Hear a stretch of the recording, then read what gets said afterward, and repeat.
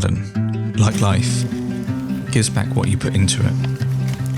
And if you want to achieve more, then a little extra effort can give you a big reward.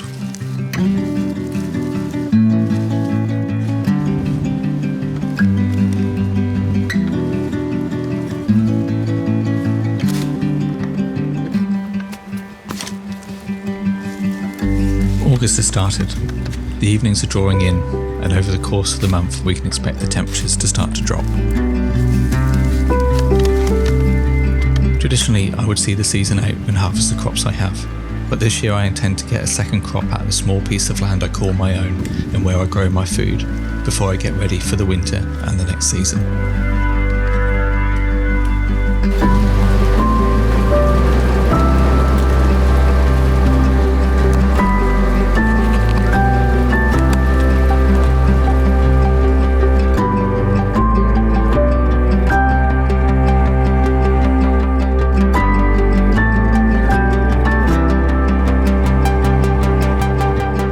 With a little bit of forward planning and some help from nature herself, there is a good chance I can keep the food coming in to my table even when the weather changes and the cold North Sea air starts rolling in.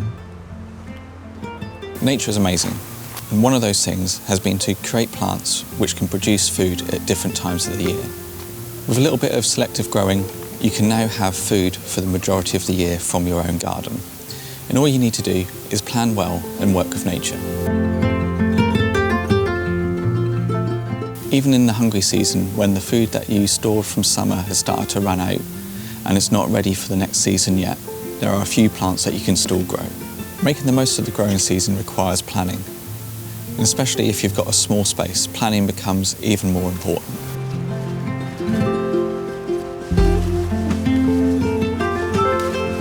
As one crop comes to its end, the next one needs to be ready for transplanting and putting out as a replacement.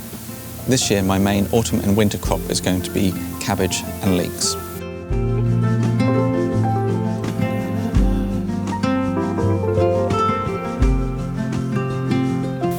These cabbages were sown back in April and May. I'm a little late transplanting them out, and I'm hoping that the August sun and warmth should help them catch up. The ideal time to be transplanting cabbage is really June and July for an October harvest. Transplanting cabbage is a relatively simple task. If you've grown them in seed trays, you transplant them like any other plant that you've sown in those trays. Give them a good soak before taking them out of the seed tray and transplant them with the full root ball intact.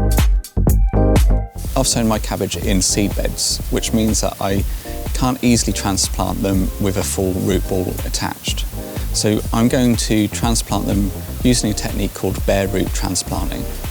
Bare root transplanting is as it sounds. You take the plant itself, take off the excess mud from the seed bed, and take that bare root and put it into the prepared hole. Make sure you water them well. They will look sad for a little while, but they'll perk up after a few days. Leeks are amazing plants. They are hardy, and I tend to keep them in the ground until I'm ready to use them. In the past, they've survived everything winter can throw at them, from frost to really heavy snow. Like my cabbage, my leeks were sown back in the spring, and I've kept them in seed trays ever since. Now it's time to transplant them to where they're going to mature so that I can harvest them throughout winter. Leeks are the same family as onions, so if possible, avoid growing them on in the same place that you grew your onions this year to avoid any disease being transferred from your previous harvest to your leeks. You can use the same space, but just make sure you've checked your onions over for disease before putting them in, otherwise you will risk losing this crop. The deep holes means that the plant will develop a long neck, which you can then harvest later on and eat. The water that you're putting in there gives it a really good boost because you're going to be bare root transplanting.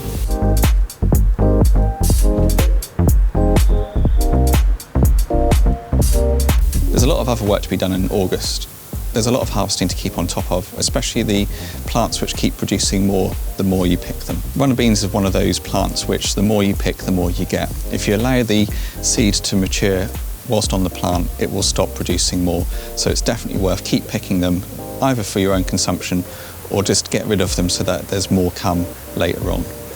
Doing small tasks and little and often means that as we come towards the end of the year, there isn't a huge amount of work that you're going to have to do once the weather turns. Thanks for watching, and I hope you enjoyed this episode. As always, please leave a comment below, let me know what you're up to in your garden.